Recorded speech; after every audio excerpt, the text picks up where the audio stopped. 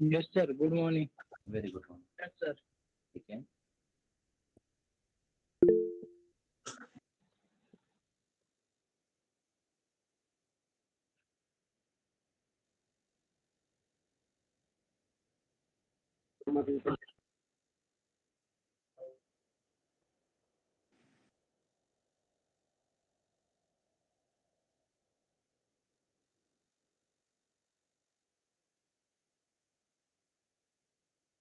एक minute.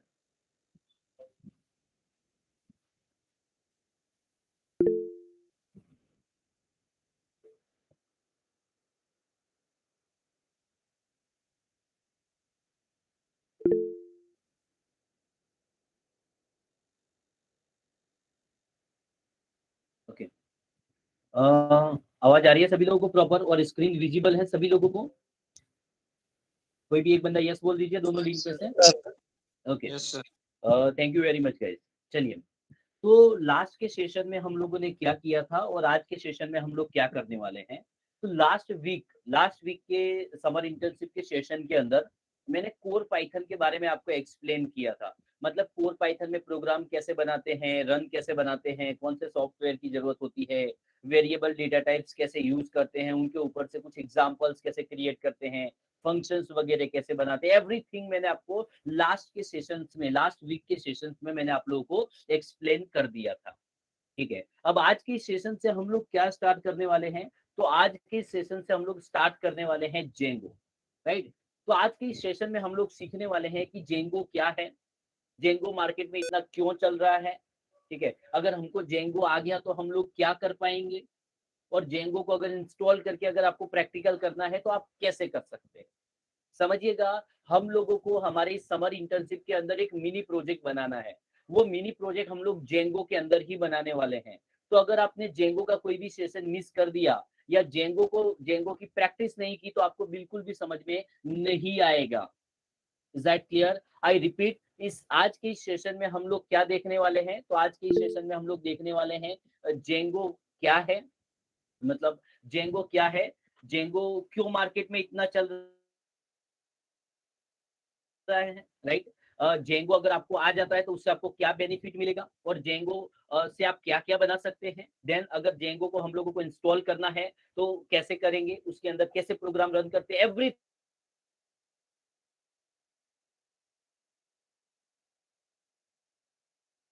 Start करते हैं।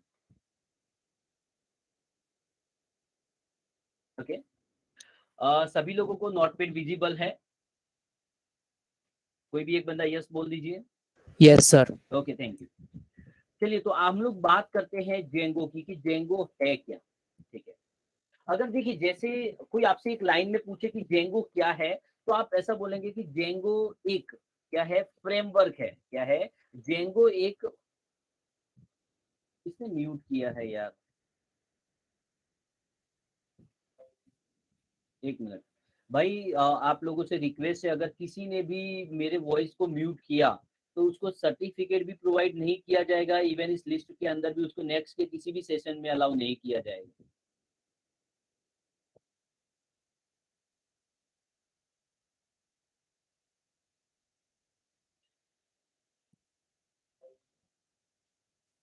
चलिए, ओके, चलिए, तो आज हम लोग सबसे पहले हम लोगों को समझना है कि जेंगो किसे कहते हैं। तो अगर कोई आपसे पूछे कि व्हाट इज जेंगो, तो हम लोग क्या कहेंगे, जेंगो क्या है। तो जेंगो पाइथन का एक फ्रेमवर्क है। क्या है? जेंगो पाइथन का एक फ्रेमवर्क है, जिसकी मदद से जेंगो, समझिएगा, अगर कोई आपसे पूछता है कि जेंगो क्या है तो जेंगो आप क्या कहेंगे। तो जेंगो पाइथन का एक फ्रेमवर्क है जिसकी मदद से आप बेसिक से एडवांस किसी भी तरह की वेब एप्लीकेशन बना सकते हैं। अगर आपसे कोई पूछता है जेंगो क्या है, तो जेंगो तो एक फ्रेमवर्क है, लेकिन वो किस प्रोग्रामिंग लैंग्वेज से बना है, वो पाइथन से बना है। इसलिए हम लोग क्या कहते हैं, जेंगो क्या है। तो जेंगो एक पाइथन का फ्रेमवर्क है जिसकी मदद से बेसिक से एडवांस किसी भी तरह की आप वेब एप्लीकेशन बना सकते हैं। सवाल उठता है, जैसे एग्जांपल के तौर पे अगर कोई आपसे पूछे लारावेल क्या है, तो लारावेल भी एक फ्रेमवर्क है, बट वो किसका फ्रेमवर्क है, वो पीएचपी से बना हुआ है। तो उसके बारे में हम लोग क्या बोलते हैं कि लारावेल क्या है। तो लारावेल पीएचपी का एक फ्रेमवर्क है। क्या है? पीएचपी का एक फ्रेमवर्क है। समझ में आ रहा है? तो आपको क्या, अगर कोई पूछता है कि जेंगो क्या है, तो सिंपल एक लाइन का आंसर होता है, जेंगो पाइथन का एक फ्रेमवर्क है। इससे आप क्या कर सकते हैं? तो इससे हम लोग बेसिक से एडवांस किसी भी तरह की वेब एप्लीकेशन को बना सकते हैं। क्या है? तो जेंगो क्या है? तो जेंगो पाइथन का एक फ्रेमवर्क है, जिसकी मदद से बेसिक से एडवांस हम लोग किसी भी तरह की वेब एप्लीकेशन को डेवलप कर सकते हैं या वेब एप्लीकेशन को बना सकते हैं। नाउ द क्वेश्चन इज कि वेब एप्लीकेशन क्या होती है? अगर कोई आपसे पूछता है कि वेब एप्लीकेशन क्या होती है, समझिएगा, जेंगो क्या है? तो जेंगो पाइथन का एक फ्रेमवर्क है, जिसकी मदद से बेसिक से एडवांस हम लोग किसी भी तरह की वेब एप्लीकेशन बना सकते हैं। अब नाउ द क्वेश्चन इज कि वेब एप्लीकेशन क्या होती है? तो बात करते हैं, अगर आप लोगों को नहीं पता हो तो मैं बता दूं कि तीन तरह की एप्लीकेशंस होती हैं। कितनी तरह की? तीन तरह की एप्लीकेशंस होती हैं। पहली हम लोग कहते हैं मोबाइल एप्लीकेशन, दूसरी हम लोग कहते हैं डेस्कटॉप एप्लीकेशन, और तीसरी हम लोग कहते हैं वेब एप्लीकेशन।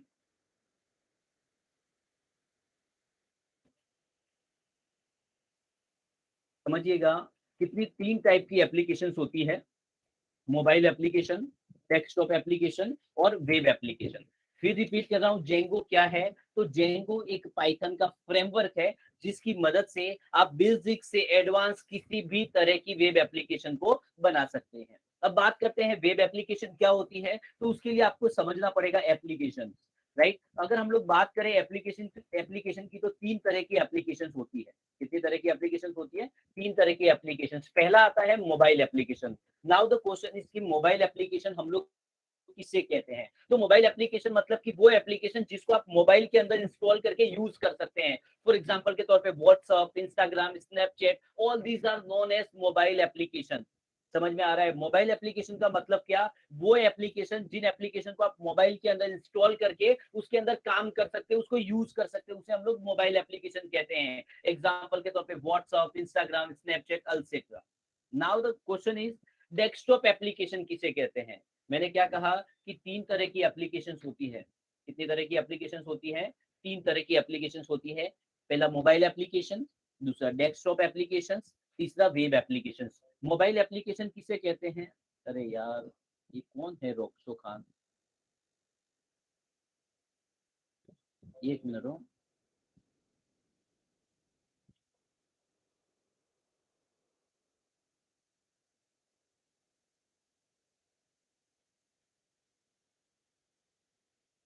भाई कौन है? इनको जानता है? कौन है ये रोक्सो खान?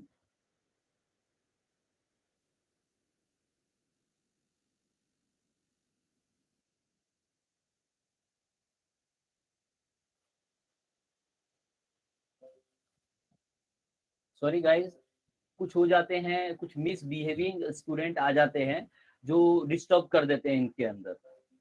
ध्यान रखिए, अगर हम लोग, मैं लिस्ट में चेक करूंगा, अगर मेरे को कोई स्टूडेंट ऐसे पता भी चल गए, तो उनको सर्टिफिकेट तो दूर, इनके लिए कंप्लेंट भी मैं रेज कर दूंगा कॉलेज के अंदर। ध्यान रखिएगा, बदतमीजी की भी हद होती है। चलिए बात करते हैं हम लोग। तो मैंने आपको बताया कि जेंगो क्या है। तो जेंगो एक पाइथन का फ्रेमवर्क है। जेंगो क्या है? तो जेंगो एक पाइथन का फ्रेमवर्क है, जिसकी मदद से आप बेसिक से एडवांस किसी भी तरह की वेब एप्लीकेशन को डेवलप कर सकते हैं। तो मैंने बताया, अब हमको समझना है वेब एप्लीकेशन। तो उससे पहले आपको समझना पड़ेगा कि कितने टाइप की एप्लीकेशन होती है। तो आप लोगों को नहीं पता तो मैं बता दूं कि तीन टाइप की एप्लीकेशन होती है। पहला कहते हैं मोबाइल एप्लीकेशन, दूसरा हम लोग कहते हैं डेस्कटॉप एप्लीकेशन, और तीसरा हम लोग कहते हैं वेब एप्लीकेशन। अब नाउ द क्वेश्चन इज कि मोबाइल एप्लीकेशन किसे कहते हैं? सवाल क्या है? मोबाइल एप्लीकेशन किसे कहते हैं? तो जिन एप्लीकेशन को आप मोबाइल के अंदर इंस्टॉल करते हैं और उनके अंदर काम करते हैं, जिन एप्लीकेशन को आप मोबाइल में इंस्टॉल करके यूज करते हैं, उसे हम लोग मोबाइल एप्लीकेशन कहते हैं। For example WhatsApp, Instagram, Snapchat, etcetera. Now the question is desktop application किसे कहते हैं? तो डेस्कटॉप एप्लीकेशन का मतलब क्या होता है? कोई भी सॉफ्टवेयर, क्या होता है? कोई भी सॉफ्टवेयर जिसको आप पीसी के अंदर इंस्टॉल करके यूज कर सकते हैं। एग्जाम्पल के तौर पे मैं आपको बताऊं, एम एस ऑफिस, क्या आ गया? M S office. फिर आ गया टेली, क्या आ गया? टेली का सॉफ्टवेयर आ गया। हम लोग कोड लिखने के लिए यूज कर रहे हैं सबलाइन टेक्स्ट, वो भी एक सॉफ्टवेयर है। पाइथन डॉट ई एक्स, वो भी एक सॉफ्टवेयर है। समझ में आ रहा है? डेस्कटॉप एप्लीकेशन का मतलब होता है कोई भी सॉफ्टवेयर जिसको आप पीसी के अंदर इंस्टॉल करके यूज कर सकते हैं, लाइक एमएस ऑफिस का सॉफ्टवेयर हो गया, ब्राउजर हो गया, टेली हो गया, सबलाइम टेक्स्ट हो गया, python.exe हो गया, कोई भी सॉफ्टवेयर। समझ में आ रहा है? मैंने क्या बोला? मोबाइल एप्लीकेशन मतलब क्या? मतलब जिन एप्लीकेशन को आप मोबाइल के अंदर इंस्टॉल करते हैं और उसको यूज करते हैं, उसे हम लोग मोबाइल एप्लीकेशन कहते हैं। Example WhatsApp, Instagram, Snapchat, etcetera. Desktop application का मतलब क्या होता है? कोई भी सॉफ्टवेयर जिसको आप पीसी के अंदर, म्यूट हो जाइए भाई कोई भी हो। डेस्कटॉप एप्लीकेशन का मतलब क्या होता है? कोई भी सॉफ्टवेयर,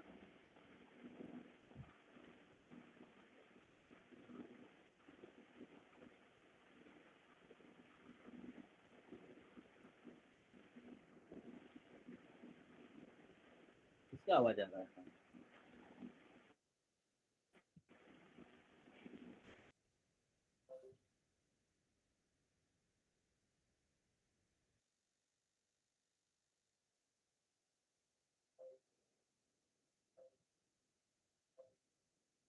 चलिए सॉरी गाइस, थोड़ा सा डिस्टर्बेंस आ जाता है।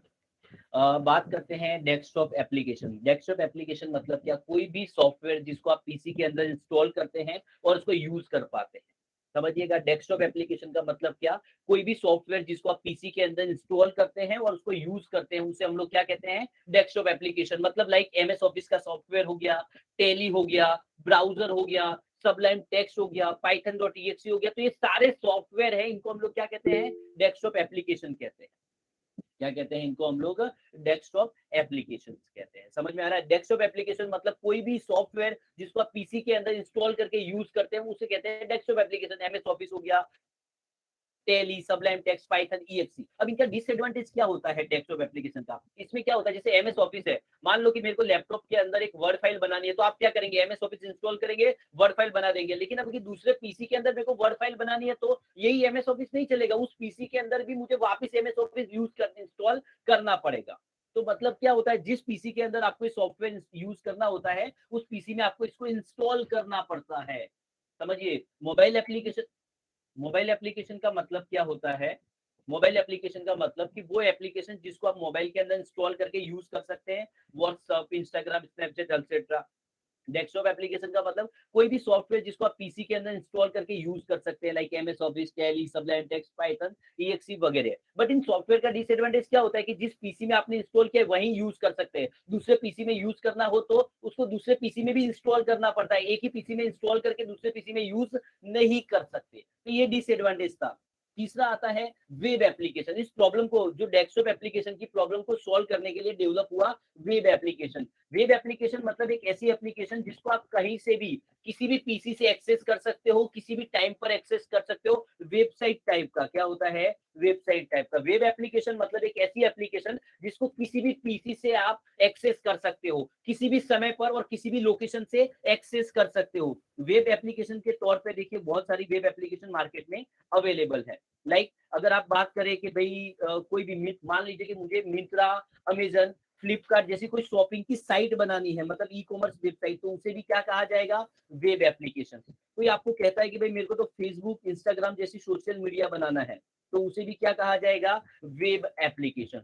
कोई आपको कहता है कि भाई मेरे को तो यूट्यूब जैसी वीडियो चैनल बनानी है, तो इसे भी क्या कहा जाएगा? Web application. कोई आपको कहता है कि भाई मेरे को मेक माई ट्रिप जैसी ट्रैवल्स की वेबसाइट बनानी है, तो इसे भी क्या कहा जाएगा? Web application. कोई आपको कहता है कि भाई मेरे को बुक माई शो जैसी वेब एप्लीकेशन बनानी है, टिकट बुकिंग की साइट बनानी है, तो उसे भी क्या कहा जाएगा? Web application. कोई आपको कहता है कि भाई मेरे को ट्रिवागो जैसी होटल बुकिंग की साइट बनानी है, तो उसे भी क्या कहा जाएगा? Web application. कोई आपको बोलता है कि भाई मेरे को ओएलएक्स ट्रिपर जैसी वेबसाइट बनानी है, तो इसे भी क्या कहा जाएगा? Web application. कोई बोलता है मेरे को कॉलेज, यूनिवर्सिटी की वेबसाइट बनानी है, तो उसे भी क्या कहा जाएगा? Web application. कोई बोलेगा मेरे को मान लो बैंक की साइट बनानी है, तो उसे भी क्या कहा जाएगा? Web application. तो समझिए जेंगो क्या है? तो जेंगो एक पाइथन का फ्रेमवर्क है जिसकी मदद से आप बेसिक से एडवांस किसी भी तरह की वेब एप्लीकेशन को बना सकते हैं। एप्लीकेशन तीन तरह की होती है। मोबाइल एप्लीकेशन मतलब ऐसी एप्लीकेशन जिसको आप मोबाइल में इंस्टॉल करके यूज करते हैं, like WhatsApp, Instagram, Snapchat, etcetera. Desktop application मतलब कोई भी सॉफ्टवेयर जिसको आप पीसी में इंस्टॉल करके यूज कर सकते हैं, लेकिन इनका डिसएडवांटेज क्या होता है कि जिस पीसी में इंस्टॉल है उसमें ही यूज कर सकते हैं, दूसरे पीसी में उस सॉफ्टवेयर को इंस्टॉल नहीं कर सकते, like MS office, tally, browser, Sublime text, etcetera. Web application मतलब एक ऐसी एप्लीकेशन जिसको आप किसी भी पीसी में से कहीं से भी उसको किसी भी पीसी में से उसको एक्सेस कर सकते हैं, किसी भी समय पर उसको एक्सेस कर सकते हो, किसी भी लोकेशन से उसको एक्सेस कर सकते हैं। लाइक जैसे मिंत्रा, अमेजन, फ्लिपकार्ट जैसी शॉपिंग की साइट हो गया, अगर आप ऐसा डेवलप करना चाहते हो तो इसे भी वेब एप्लीकेशन कहते हैं। अगर आप फेसबुक, इंस्टाग्राम जैसी सोशल मीडिया डेवलप करना चाहते हो तो इसे भी वेब एप्लीकेशन कहते हैं। यूट्यूब जैसी वीडियो चैनल बनानी है तो इसे भी वेब एप्लीकेशन कहते हैं। मेक माई ट्रिप जैसी ट्रैवल्स की साइट बनानी हो तो इसे भी वेब एप्लीकेशन कहते हैं। बुक माई शो जैसा टिकट बुकिंग बनाना हो तो इसे भी वेब एप्लीकेशन कहते हैं। कॉलेज, यूनिवर्सिटी की साइट, ओएलएक्स क्यूकर जैसी साइट, बैंकिंग की साइट, ऐसा अगर कुछ भी बनाना है तो इन सबको वेब एप्लीकेशन कहते हैं। तो जेंगो से क्या फायदा है? तो अगर आपको जेंगो फ्रेमवर्क आ गया तो आप बेसिक से एडवांस इनमें से किसी भी टाइप की वेब एप्लीकेशन बना सकते हैं। तो जेंगो पाइथन का एक फ्रेमवर्क है जिसकी मदद से बेसिक से एडवांस किसी भी तरह की वेब एप्लीकेशन बना सकते हैं। और वो वेब एप्लीकेशन कोई शॉपिंग की साइट हो सकती है, नौकरी.com, इंडी.com जैसा कोई जॉब पोर्टल हो सकता है, फेसबुक, इंस्टा जैसा सोशल मीडिया हो सकता है, यूट्यूब वीडियो चैनल, बुक माई शो, ट्रिवागो, इस तरह किसी भी तरह की आप उस साइट उससे डेवलप कर सकते हैं। बट सवाल ये उठता है कि आप समझिए कि वेब एप्लीकेशन, जेंगो से वेब एप्लीकेशन बनती है, बट वेब एप्लीकेशन तो आप पीएचपी से भी बना सकते हैं, वेब एप्लीकेशन तो आप डॉटनेट से भी बना सकते हैं, वेब एप्लीकेशन तो आप जावा से बना सकते हैं। फिर जेंगो ही क्यों मार्केट में चलता है? Why Django? समझिएगा मैंने क्या कहा। जेंगो क्या है? तो जेंगो एक पाइथन का फ्रेमवर्क है जिसकी मदद से आप वेब एप्लीकेशन बना सकते हैं। क्या कर सकते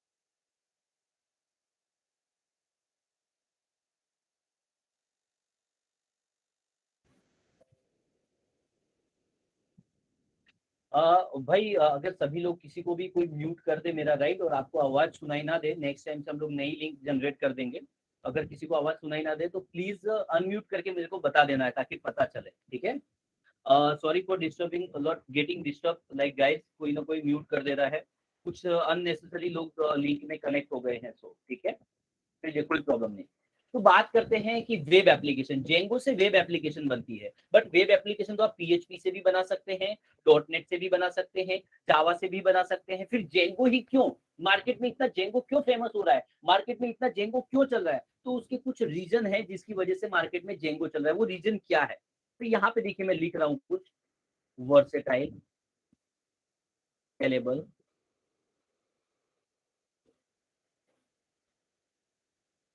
सिक्योरिटी, परफॉर्मेंस,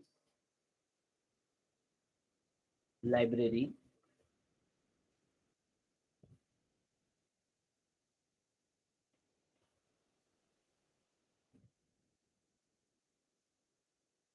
चलिए, तो जेंगो, मैंने क्या कहा कि जेंगो से वेब एप्लीकेशन बनती है, बट वेब एप्लीकेशन तो आप पीएचपी से भी बना सकते हैं, डॉटनेट से भी बना सकते हैं, जावा से भी बना सकते हैं। फिर जेंगो ही क्यों?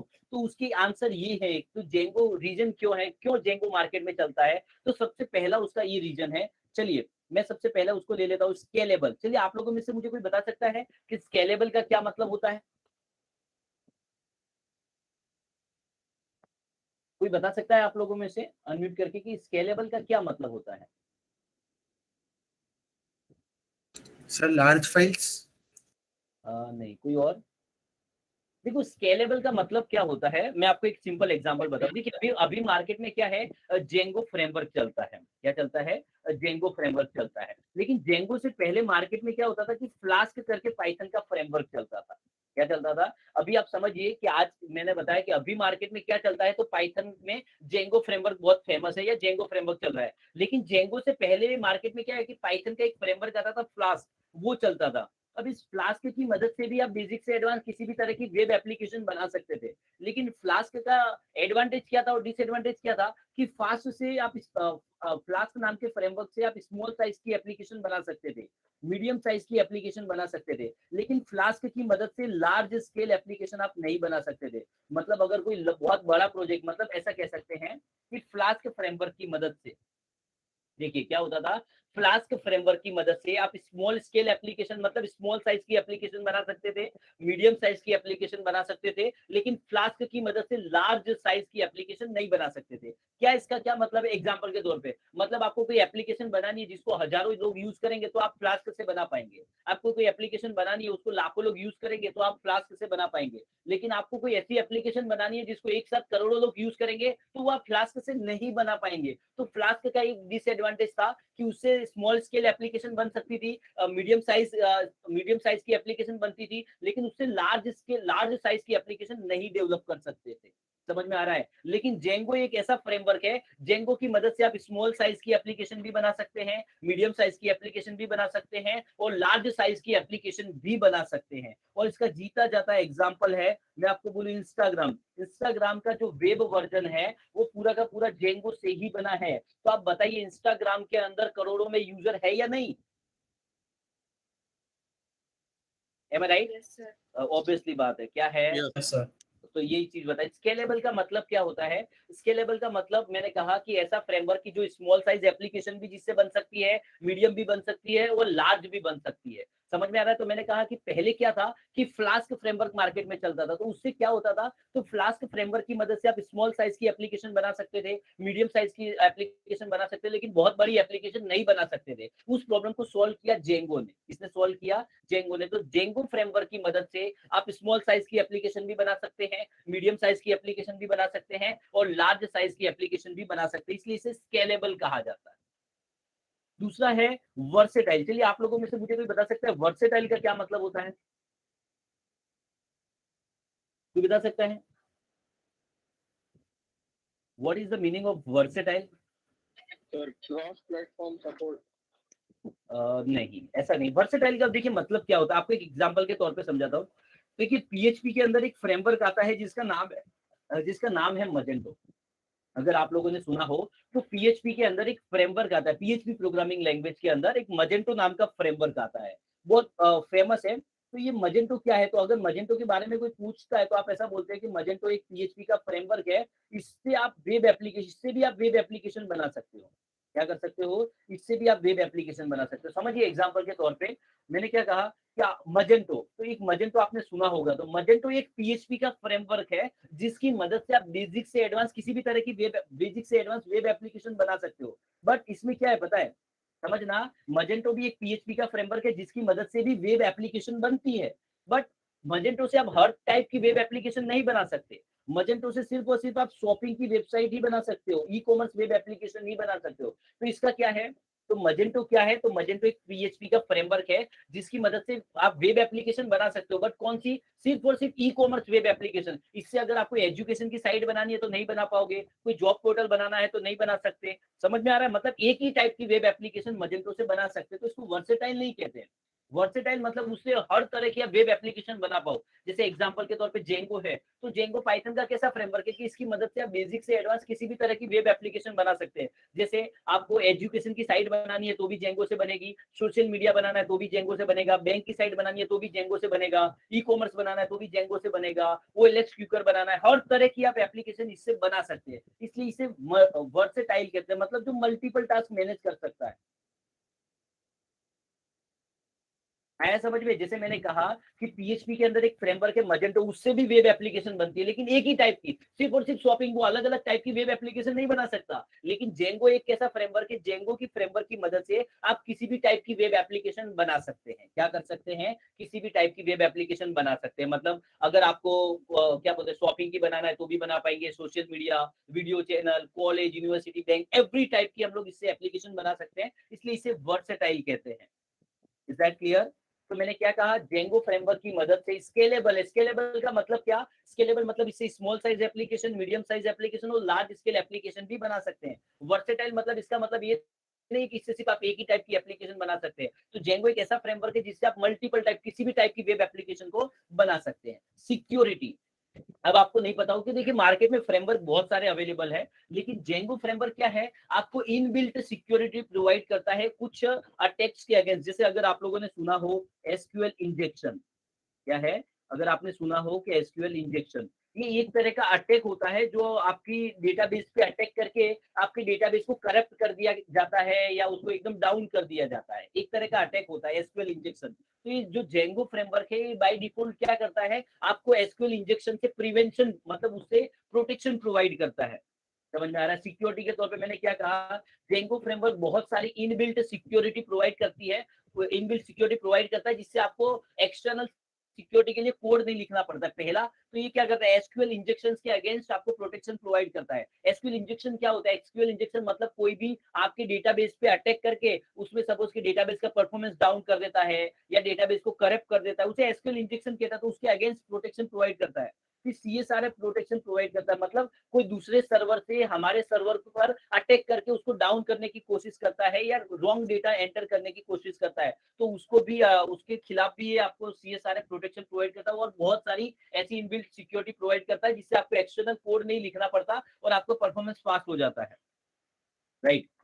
बात आती है परफॉर्मेंस की। समझिए, तो मैंने क्या बताया, पहला कि ये क्या है, स्केलेबल है, मतलब जेंगो क्या है, तो जेंगो स्केलेबल है। इसका मतलब क्या कि जेंगो की मदद से आप small size application, medium size application और लार्ज साइज की एप्लीकेशन विदाउट हेजिटेशन डेवलप कर सकते हैं। वर्सेटाइल है, मतलब जेंगो की मदद से आप हर टाइप की वेब एप्लीकेशन बना सकते हैं, चाहे वो शॉपिंग की हो, एजुकेशन की हो, बैंक की हो, सोशल मीडिया हो, हर तरह की एप्लीकेशन बना सकते हैं। सिक्योरिटी तो ये क्या होता है कि जेंगो से जो भी वेब एप्लीकेशन बनाते हैं वो ज्यादा सिक्योर होती है। क्यों? क्योंकि कुछ सिक्योर इनबिल्ट कुछ सिक्योरिटी प्रोवाइड करता है, जैसे एसक्यूएल इंजेक्शन के अगेंस्ट, सीएसआर प्रोटेक्शन के अगेंस्ट, और भी बहुत सारी सिक्योरिटी प्रोवाइड करता है। और परफॉर्मेंस, परफॉर्मेंस में क्या होता है पता है कि अगर आप जेंगो से जब वेब एप्लीकेशन बनाते हो तो उसका performance as compare to others बहुत फास्ट होता है। नाउ द क्वेश्चन इज कि कैसे फास्ट होता है, तो उसका आंसर मैं आपको बताता हूँ। देखिए, जब फ्रेमवर्क बनते हैं तो फ्रेमवर्क बनाने के लिए बहुत सारी लाइब्रेरी का यूज होता है। एग्जाम्पल के तौर पे जैसे मैंने एंगुलर फ्रेमवर्क बनाया, तो एंगुलर के अंदर उन्होंने जावास्क्रिप्ट का यूज किया है, टाइप स्क्रिप्ट का यूज किया है, जेक्वेरी, एक्सएमएल और दुनिया भर की लाइब्रेरियों का यूज करके एंगुलर बनाया है। तो क्या होता है, जब कोई फ्रेमवर्क बनाते हो तो फ्रेमवर्क को डेवलप करने के लिए बहुत सारी लाइब्रेरियों, एक्सटर्नल लाइब्रेरियों का यूज होता है। तो उस लाइब्रेरी की वजह से आपको क्या होता है, फीचर्स तो बहुत मिल जाते हैं लेकिन उसका परफॉर्मेंस डाउन हो जाता है। तो यहाँ पे आपको नहीं पता हो कि जेंगो को डेवलपमेंट, जेंगो को बनाने के लिए 90% पाइथन प्रोग्रामिंग का यूज, पाइथन प्रोग्रामिंग का ही यूज हुआ है, एक्सटर्नल लाइब्रेरीज का बहुत कम यूज हुआ है, जिसकी वजह से जब हम जेंगो से वेब एप्लीकेशन बनाते हैं तो उसका परफॉर्मेंस क्या होता है, फास्ट होता है। क्या होता है, फास्ट होता है। तो जेंगो क्या है, तो जेंगो स्केलेबल है, वर्सेटाइल है, सिक्योर है और इसका परफॉर्मेंस क्या होता है, फास्ट होता है। क्यों? क्योंकि जेंगो के डेवलपमेंट में 90% पाइथन कोड का ही यूज हुआ है, एक्सटर्नल लाइब्रेरी का बहुत कम यूज हुआ है। बात करते हैं लाइब्रेरी, तो आपको नहीं पता हो तो पाइथन अकेली एक ऐसी प्रोग्रामिंग लैंग्वेज है जो हर एक फील्ड के लिए लाइब्रेरी प्रोवाइड करती है। अगर आप मान लीजिए कि सॉफ्टवेयर टेस्टर हो तो टेस्टिंग के लिए लाइब्रेरी प्रोवाइड करती है, अगर आप वेब डेवलपर हो तो डेवलपिंग के लिए लाइब्रेरी प्रोवाइड करती है, अगर आप डेटा एनालिसिस हो तो डेटा एनालिसिस के लिए लाइब्रेरी प्रोवाइड करती है।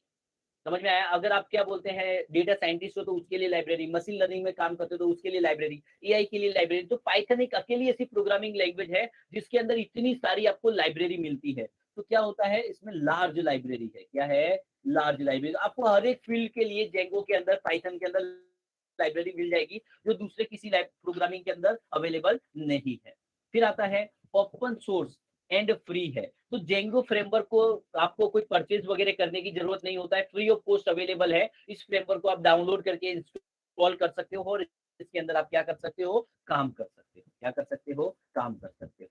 ठीक है, चलिए तो एक बार हम लोग फिर रिवाइज करते हैं जेंगो क्या है। तो जेंगो एक पाइथन का फ्रेमवर्क है। क्या है? जेंगो एक पाइथन का फ्रेमवर्क है जिसकी मदद से बेसिक से एडवांस आप किसी भी तरह की वेब एप्लीकेशन को बना सकते हैं। वेब एप्लीकेशन किस डोमेन की हो सकती है, तो वो web application Amazon, Myntra, Flipkart जैसी शॉपिंग की साइट भी हो सकती है, फेसबुक, इंस्टाग्राम जैसी कोई सोशल मीडिया हो सकती है, यूट्यूब जैसी वीडियो चैनल हो सकती है, बुक माई शो जैसी टिकट बुकिंग हो सकती है, फिर इंडी, नौकरी.com, monster.com जैसा कोई जॉब पोर्टल हो सकता है, ओएलएक्स क्यूकर जैसी कोई साइट हो सकती है, बैंक की कोई साइट हो सकती है, क्या बोलते हैं, कॉलेज यूनिवर्सिटी की कोई साइट हो सकती है। मतलब किसी भी तरह की वेब एप्लीकेशन आप इससे बना सकते हैं, राइट। अब बात करते हैं, मैंने बताया कि 3 तरह की एप्लीकेशन होती है। मोबाइल एप्लीकेशन, मतलब जिन एप्लीकेशन को मोबाइल में इंस्टॉल करके आप यूज करते हैं उसे मोबाइल एप्लीकेशन।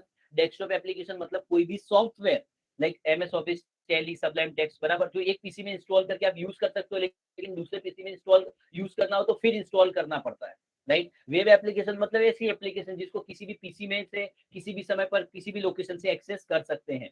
राइट आया। अब बात करते हैं जेंगो मार्केट में क्यों चलता है, तो मैंने बताया कि स्केलेबल है, मतलब इससे small size application, medium size application और लार्ज स्केल एप्लीकेशन बना सकते हैं। वर्सेटाइल है, मतलब इससे हर तरह की एप्लीकेशन आप डेवलप कर सकते हैं। इनबिल्ट सिक्योरिटी प्रोवाइड करता है, परफॉर्मेंस बहुत फास्ट है और बहुत सारी लाइब्रेरी इसके अंदर रेडीमेड आपको अवेलेबल मिल जाती है। फ्री एंड ओपन सोर्स है, मतलब इसके लिए आपको कुछ भी परचेज करने की जरूरत होती नहीं है। Now the question is, right, ये तो बात थी। नाउ द क्वेश्चन इज, और दूसरी बात, चलिए अगर हम लोग बात करें जेंगो के वर्जन वगैरह की, क्या बात करते हैं, अगर हम लोग जेंगो के वर्जन वगैरह की, सर अभी तक जेंगो के मार्केट में कितने वर्जन अवेलेबल है, अगर आप लोगों को नहीं पता हो तो अभी तक जेंगो के, अभी देखिए ऐसे तो 4 वर्जन आ चुके हैं मार्केट में। कितने वर्जन आ चुके हैं जेंगो के, अभी तक 4 वर्जन आ चुके हैं मार्केट में। फोर्थ वर्जन अभी रिसेंटली लॉन्च हुआ है। तो लेटेस्ट वर्जन क्या है, 4, समझ में आया। लेटेस्ट वर्जन क्या है, जेंगो 4। अगर आपसे कोई जैसे पाइथन के पूछा था कि भाई पाइथन के अंदर कितने वर्जन अवेलेबल है, तो अभी तक पाइथन के मार्केट में 3 ही वर्जन अवेलेबल है, पाइथन 1, पाइथन 2 और पाइथन 3। उसी तरह से जेंगो के अब 4 वर्जन मार्केट में अवेलेबल हो गए, जेंगो 1, जेंगो 2, जेंगो 3 और Django 4। Django 4 is the latest version. तो ये था वर्जन की बात। अब नाउ द क्वेश्चन इज, चलो आपने सुना भाई जेंगो के इतने बेनिफिट है, इतने फीचर है, मार्केट में इतना चलता है, तो अब सवाल उठता है कि अगर कोई भी बंदा जेंगो सीखना चाहता है तो उसके लिए प्री रिक्वायरमेंट क्या है, कि कौन जेंगो सीख सकता है।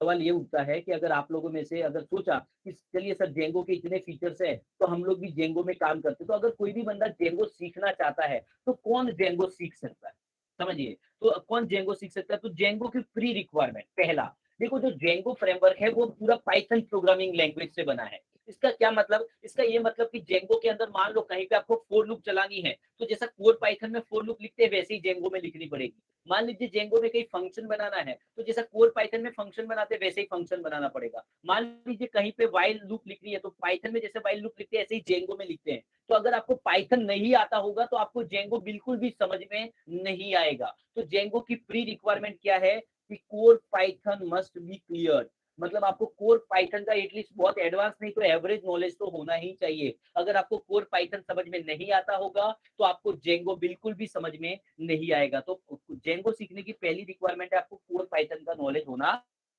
चाहिए। दूसरी बात, जेंगो फ्रेमवर्क से क्या बनती है, वेब एप्लीकेशन बनती है। क्या बनती है, वेब एप्लीकेशन। तो वेब एप्लीकेशन की डिजाइन भी तो आपको बनाते आना चाहिए। तो सेकंड क्वेश्चन होता है बेसिक्स ऑफ वेब डिजाइन, तो आपको बेसिक्स ऑफ वेब डिजाइनिंग का भी नॉलेज होना चाहिए। मतलब जैसे कि बेसिक्स ऑफ HTML है, CSS है, बूटस्ट्रैप है, इनका तो आपको बेसिक नॉलेज होना ही चाहिए। मैंने क्या कहा, जेंगो पाइथन से बना, मतलब अगर आप जेंगो फ्रेमवर्क सीखना चाहते हो तो उसकी पहली रिक्वायरमेंट आपको कोर पाइथन आना ही चाहिए। दूसरी रिक्वायरमेंट कि आपको वेब प्रोग्रामिंग, वेब डिजाइनिंग का बेसिक नॉलेज होना चाहिए। मतलब जैसे HTML, CSS, बूटस्ट्रैप, आपको ये सब आना चाहिए। क्यों, क्योंकि जेंगो से आप वेब एप्लीकेशन बनाओगे तो क्या उसकी डिजाइन किसी डिजाइनर से बनवाओगे, अभी आपको फाइनल ईयर प्रोजेक्ट के लिए तो खुद को बनानी पड़ेगी ना। तो उसके लिए आपको basics of HTML, CSS, bootstrap तो आना चाहिए।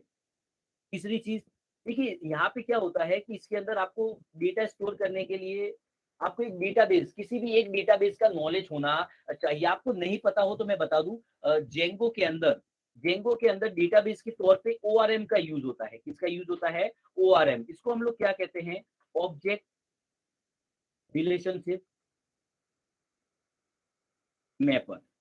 समझना, जेंगो के अंदर डेटाबेस के तौर पे एक ORM का यूज होता है, ऑब्जेक्ट रिलेशनशिप मैपर। ये ORM को आप डेटाबेस का एडवांस वर्जन समझ सकते हैं। क्या समझ सकते हैं, डेटाबेस का एडवांस वर्जन समझ सकते हैं। अब सवाल उठता है कि डेटाबेस, इसमें ORM क्यों यूज होता है। अगर आप जावा में चले जाइए, PHP में चले जाइए, तो उनके भी सभी फ्रेमवर्क के अंदर अब लोग कोई डेटाबेस की जगह पे ORM का ही यूज करते हैं। ये ORM क्या है, ऑब्जेक्ट रिलेशनशिप मैपर, ये क्या है, तो समझते एक एग्जांपल के तौर पे। तो देखिए पहले पहले क्या होता था, अगर मैं बात करूं, पहले की बात करूं कि पहले क्या होता था और अभी क्या, देखिए पहले एक एग्जांपल के तौर पे समझाता हूं। मान लीजिए कि मैं PHP डेवलपर हूं और मुझे एक प्रोजेक्ट बनाना है। तो उस प्रोजेक्ट के अंदर मान लीजिए कि मैंने SQL का वर्जन यूज कर लिया, मैंने डेटाबेस यूज करने वाला हूँ SQL। समझना, मैं एक PHP डेवलपर हूँ, एक प्रोजेक्ट बना रहा हूँ, मुझे उसमें डेटाबेस चाहिए, तो मैंने SQL यूज कर लिया, SQL डेटाबेस, जो उसका वर्जन यूज किया 5।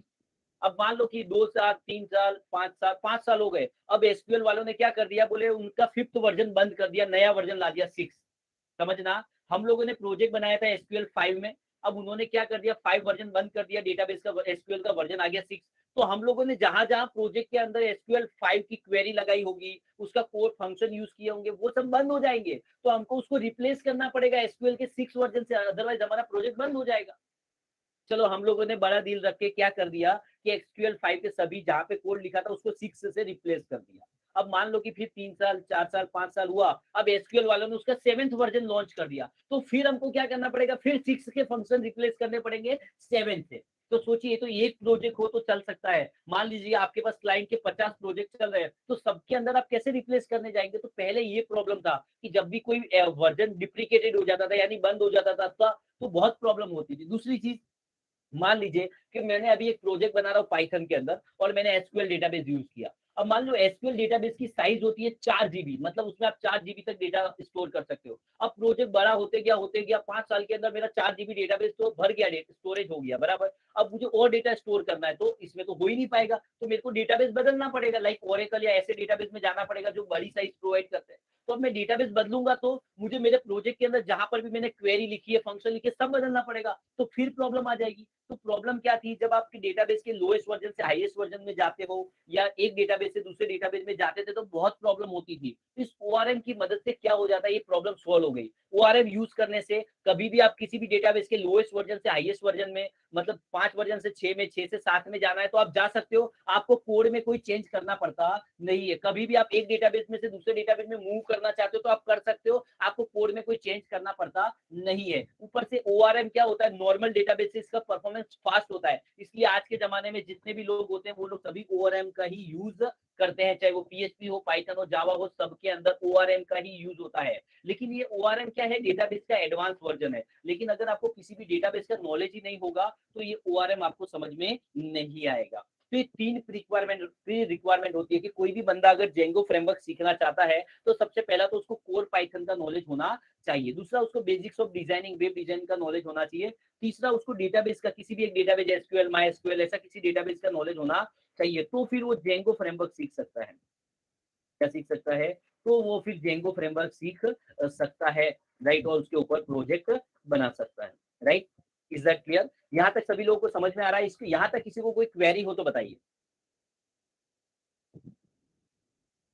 राइट। तो अभी तक हम लोगों ने क्या समझा, तो अभी देखिए मैंने क्या किया, तो आपको लास्ट वीक थोड़ा सा पाइथन के बारे में बता दिया ताकि हम लोग समझ में आ जाए। अब मैंने अब ऐसा एक्सपेक्ट कर रहा हूँ कि भाई आप डिग्री के 7th सेमेस्टर में हैं तो आपको HTML CSS तो बेसिक्स आता ही होगा, तो मतलब हमारी 2 रिक्वायरमेंट फुलफिल हो गई, ठीक है। अब हमारी बात आती है कि भाई जेंगो इंस्टॉल करने से पहले हमको थोड़ा बहुत डेटाबेस के बारे में भी पता होना चाहिए। क्या होना चाहिए, डेटाबेस के बारे में भी हमको पता होना चाहिए। अब हमको डेटाबेस के बारे में नहीं पता हो तो देखिए मैं आपको बता देता हूँ, जो जेंगो फ्रेमवर्क है वो Django framework by default SQLite database use करता है। क्या करता है, जो जेंगो फ्रेमवर्क जब आप इंस्टॉल करेंगे तो उसके अंदर बाय डिफॉल्ट ना SQLite डेटाबेस आता है, लेकिन SQLite डेटाबेस बहुत छोटा डेटाबेस है और इसके अंदर बहुत सारे फीचर्स नहीं होते हैं, तो हम लोग SQLite डेटाबेस यूज नहीं कर सकते। एक मिनट,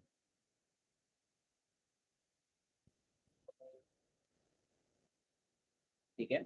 तो मैंने क्या बोला कि डेटाबेस की बात करते हैं तो जो जेंगो, आपका जेंगो फ्रेमवर्क है वो by default SQLite database support करता है। अरे यार कौन है ये भाई,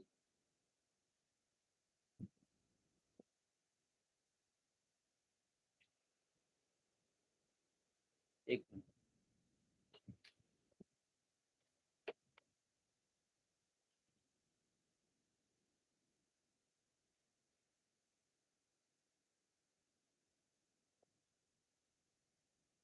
चलिए रिमूव कर दिया।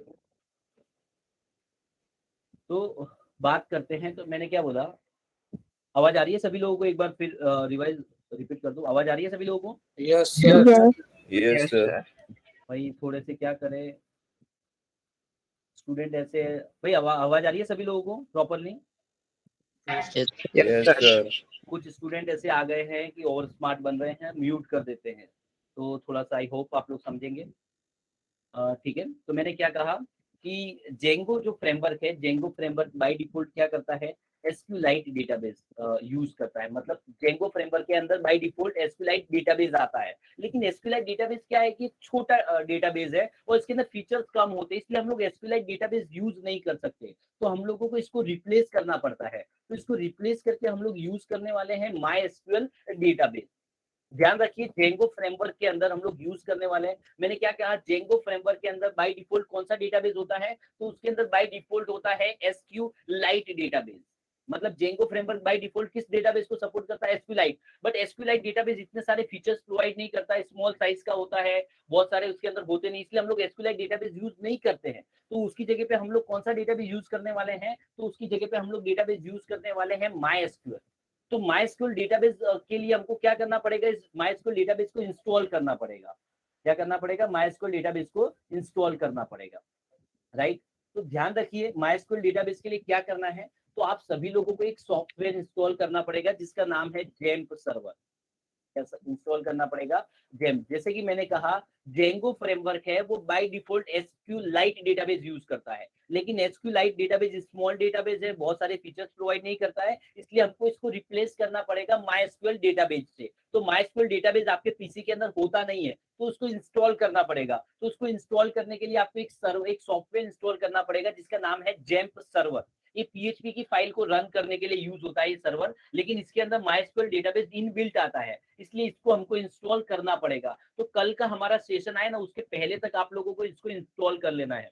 देखिए ये लिखा मैंने, तो आपको ब्राउजर में जाना है और लिखना है जेम्प डाउनलोड। क्या लिखना है, ब्राउजर में आपको जाना है, गूगल में जाके आपको लिखना है जेम्प डाउनलोड। जब आप जेम्प डाउनलोड लिखोगे तो आपके सामने फर्स्ट लिंक आ जाएगी apachefriends.org। क्या लिखना है, आप गूगल में गए, गूगल में जाके आपको लिखना है जेम्प डाउनलोड। जैसे आप जेम्प डाउनलोड लिखेंगे तो फर्स्ट लिंक आ जाएगी, जेम्प मतलब XAMPP। आपको सिंपल लिखना है जेम्प डाउनलोड, आपके सामने फर्स्ट लिंक आ जाएगी apachefriends.org। तो उसके उसके ऊपर क्लिक करेंगे तो आपके सामने ऐसा आ जाएगा जेम्प फॉर विंडोज। तो इनमें से किसी पर भी फर्स्ट सेकंड थर्ड किसी पे भी आप क्लिक करके उसको डाउनलोड कर सकते हो। तो मैं थर्ड पे क्लिक कर रहा हूँ, जैसे ही आप क्लिक करोगे देखो 165 MB का सॉफ्टवेयर है, इसको क्या करना है, आपको डाउनलोड करना है, हो जाएगा, इसको फिर नेक्स्ट नेक्स्ट करके इंस्टॉल कर देना है। क्या कर देना है, नेक्स्ट नेक्स्ट करके इंस्टॉल कर देना है। Is that clear. इस जेम्प सर्वर को नेक्स्ट नेक्स्ट करके, मैंने क्या कहा कि जो सिंपल जेंगो फ्रेमवर्क कौन सीख सकता है, उसकी प्री रिक्वायरमेंट तो कोर पाइथन का आपको नॉलेज होना चाहिए। तो हम लोग ऐसा समझते हैं कि बेसिक्स ऑफ कोर पाइथन हमको आ गया है। दूसरा वेब डिजाइनिंग का नॉलेज होना चाहिए, तो बेसिक्स ऑफ वेब डिजाइनिंग भी हमको आता है। तीसरा डेटाबेस का नॉलेज आपको होना चाहिए। तो Django by default SQLite database support करता है, हमको माइस्क्यूएल यूज करना है, तो माइस्क्यूएल के लिए सॉफ्टवेयर को इंस्टॉल करना पड़ेगा। तो जेम्प सर्वर को मैंने डाउनलोड कर लिया है, डाउनलोड करना है जेम्प डाउनलोड और उसको इंस्टॉल कर देना है। क्या करना है आपको, जेम्प सर्वर को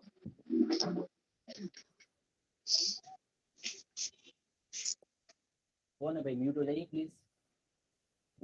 तो आपको क्या करना है, जेम्प सर्वर को डाउनलोड करके इंस्टॉल करना पड़ेगा, राइट। तो उसके लिए आपको क्या करना है, सिंपल ब्राउजर में जाना है, गूगल में जाना है, लिखना है जेम्प डाउनलोड। क्या लिखना है, जेम्प डाउनलोड। ठीक है, जैसे आप जेम्प डाउनलोड लिखेंगे फर्स्ट लिंक आ जाएगी apachefriends.org, उस पे जाएंगे तो आपको मिल जाएगा, क्या मिल जाएगा, जेम्प फॉर विंडोज, राइट। उस पे से किसी पर भी क्लिक करिए, उसको डाउनलोड करके इंस्टॉल कर लीजिए, राइट। आपका जेम्प सर्वर इंस्टॉल हो जाएगा। अब समझिए, जैसा कि मैंने कहा कि आपको डेटा क्या बोलते हैं, जेंगो फ्रेमवर्क समझने के लिए थोड़ा सा बेसिक्स ऑफ डेटाबेस का नॉलेज भी होना चाहिए। तो मुझे लगता है, पता नहीं सभी लोगों को, जरूरी नहीं कि सभी लोगों को थोड़ा सा डेटाबेस के बारे में पता हो या ना पता हो, तो आप लोगों को हेल्प हो, इसलिए मैं क्या करने वाला हूँ, आप लोगों को ग्रुप में ये 2 लिंक सेंड करने वाला हूँ डेटाबेस के रिलेटेड, जिसमें एक थियरी होगा, मेरा ही एक रिकॉर्डेड सेशन है डेटाबेस के बारे में, जिसमें बताया गया कि डेटाबेस क्या होता है, टेबल क्या होते हैं, क्वेरी क्या होती है, प्राइमरी की फॉरेन क्या होती है, टेबल एक क्या है,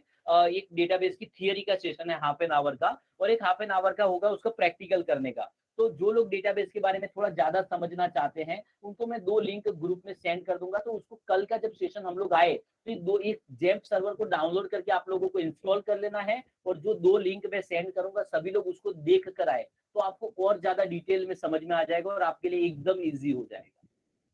आया समझ में। मैंने क्या कहा, जेंगो के लिए आपको पहला तो कोर पाइथन आना चाहिए, हमको आ गया। वेब डिजाइनिंग के चलो बेसिक नॉलेज हम लोग मानते हैं कि हमको है। थर्ड चीज क्या है, डेटाबेस। तो मैंने बताया डेटाबेस के लिए आपको जेम सर्वर डाउनलोड करके इंस्टॉल कर लेना है। उसके अलावा अभी जैसे मैं सेशन हैंगअप करूंगा तो आपको मैं ग्रुप के अंदर 2 लिंक सेंड करूंगा, डेटाबेस पार्ट 1 और पार्ट 2। डेटाबेस पार्ट 1 के अंदर डेटाबेस के बारे में बेसिक थियरी दी होगी क्योंकि हम लोग अब सेशन के अंदर कवर नहीं कर सकते, हमारे पास इतना टाइम नहीं है।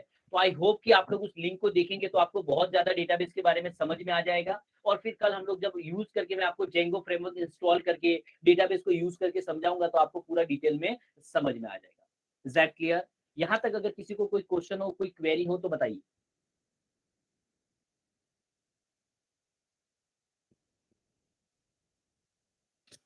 Hello, good morning sir. Hello. Yes बोलिए। हाँ सर, मेरी ये क्वेरी थी कि सर जब HTML CSS जावास्क्रिप्ट अवेलेबल है तो जेंगो की क्या जरूरत पड़ेगी?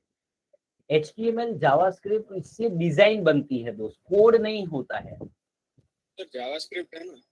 जावास्क्रिप्ट डेटाबेस के साथ इंटरेक्शन नहीं करता है, वो फ्रंट एंड के लिए यूज होता है।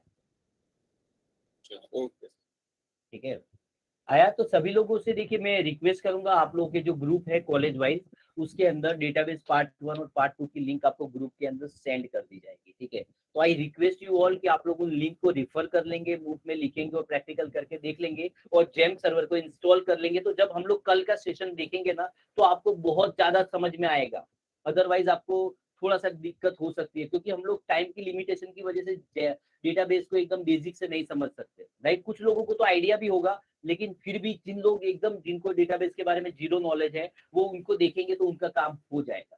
राइट, तो कल के सेशन में मैं आपको क्या है आज ही इंस्टॉल करने वाला था, लेकिन इसमें टाइम कंज्यूम हो गया और आज कुछ लोगों ने डिस्टर्ब भी कर दिया है। तो आप लोगों को आज मैं क्या करने वाला हूँ कि ग्रुप के अंदर न्यू लिंक सेंड कर दी जाएगी सभी लोगों को। राइट, इससे क्या होगा, अनऑथोराइज कोई भी एक्सेस नहीं होगा। Is that clear? किसी को Sir, याद? I have a question. Yes Rohan बोलिए।